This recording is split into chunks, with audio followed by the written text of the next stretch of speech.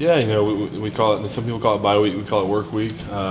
Offense is trying to work on just a lot of communication things, and also just really hone in and execute on the passing game. And when you talk about executing the passing game, what kind of different things y'all trying to get done there? Just kind of all around. Quarterbacks to receivers, getting signals in. More clean and crisp on our routes and everything like that. How much of an issue was getting the signals in quickly this past game against Notre Dame? In a lot of scenarios, it wasn't. We were getting them a lot quicker than Notre Dame can handle. But then sometimes too, sometimes it's hard to see. There's a lot of people on the sideline, a lot of lights, but we usually do a pretty good job with signals. I know Kirby said he gives each player this week kind of 3 or 4 things specifically wants that player to work on. Kind of what are some things you specifically have told by the coaches to get to work on this week? Yeah, I'm trying to clean up my route running ability a little bit and just be a little more clean and crisp on it. And also just communicating with receivers and the tackles on run game stuff, just to be perfect every time. When you have those specific things from the coaches, like how different is that than maybe a regular game week where you're preparing for an opponent, but now it's kind of what the coaches are looking for out of you. Yeah, especially with a week like this week, you don't have a team to look forward to at the end of the week. You're more just playing yourself. You're playing each other, and you're just trying to work on those few things that your coach gave you to get better. And it makes it simple this week. What you need to do and what you need to go do on the field every day. Do you have any plans this weekend? Anything fun that you're doing during the time off? Yeah, I think I'm gonna go watch my hometown team play. They're playing in Monticello. We'll watch them Friday night. Go hunt with my fiance Saturday morning and just kind of chill in Athens. Cool. Did you guys start work on Tennessee today? No, not really. We did a lot of good on good. Just going against each other. Just really trying to get better. What do you remember from last year's game against Tennessee? That was here. Last year's game, I remember it was physical. They had some really good DNs. Honestly, other than that, I struggle to remember what I ate for breakfast, to be honest with you. Can you talk about you guys, the tight ends, make some really important blocks in this scheme, specifically on the perimeter. Can you just talk about how difficult of a block that is? Big guys like yourself and Eli going out there trying to take on a cornerback sometimes in the open field, and kind of how important it is to those plays succeed. Yeah, definitely. The perimeter blocks are a big thing for us tight ends, and especially when it comes to perimeter game or outside zones and stuff. Usually we're the one who kind of springs that play. We're either one who springs it to a big play, or if we miss it, it's not a good play at all. And so, especially out in space in the perimeter, they can be really hard. Because that DB's got a two-way go sometimes. They're usually a little smaller, a little quicker than us. It's usually a pretty tough block, but we work on it all the time in practice and to be the best we can at it. Was that part of one of the disappointing things, I guess, as far as last week goes, as far as some of the perimeter blocking went? Because there were a couple that get y'all's way. Definitely a few that we wanted back. Definitely, and Notre Dame had a really good scheme against us against our perimeter run games. We've been doing so well at it the first 3 games. We've been really working on it hard again this week.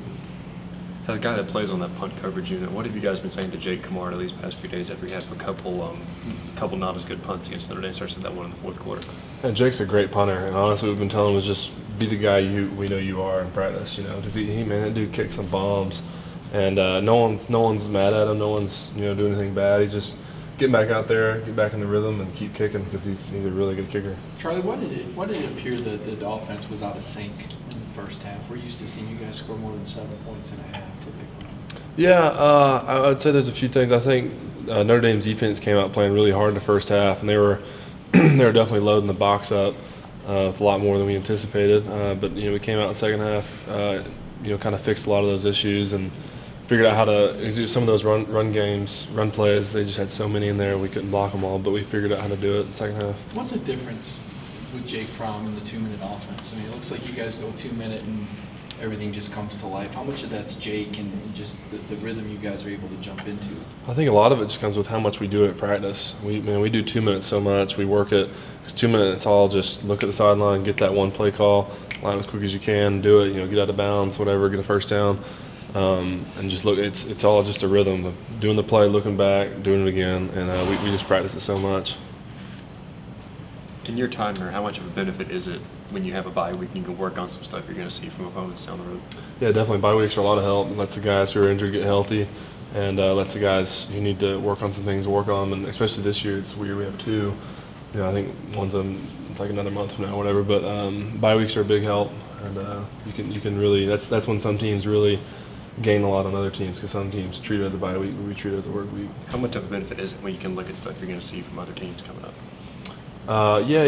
We don't do a lot of that, but we'll start looking at a few like exotics from other teams and stuff. But mainly, we're really just focusing on fundamentals again and just kind of the little things.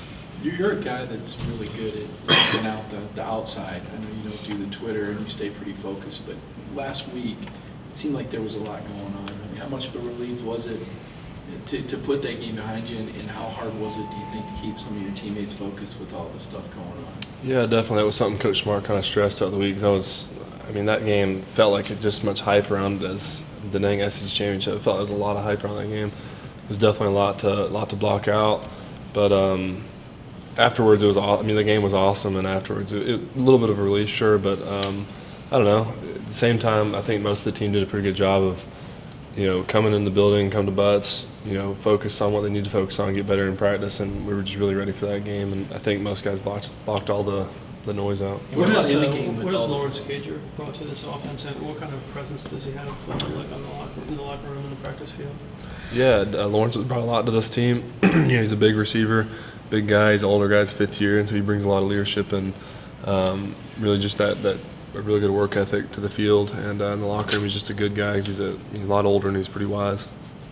In what ways we're going through a game like this where your team is stressed to get a win? How, in what way can it help y'all moving forward? You mean beating Notre Dame? Yeah, and in the manner y'all did have to be pushed entire 4 quarters. How is that going to help the team? Oh moving yeah, forward? definitely. Going 4 quarters was awesome. We didn't play the best game that we wanted to. Like we said, we left a lot out on the field, but finally for our first time to go 4 quarters was a big test for us, and really just got guys kind of ready for that, and everyone played a lot of snaps, and knows how to.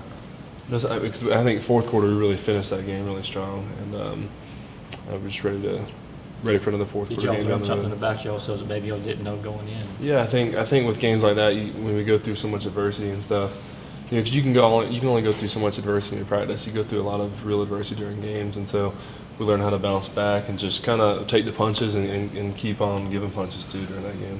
How unique was it during the game with the lights, turning out the lights between quarters, things like that? I mean, what did that do? Was that an energizer, or you think that everybody stayed on the same wavelength? Man, that got us fired up. I know it got me fired up, especially in the 4th quarter.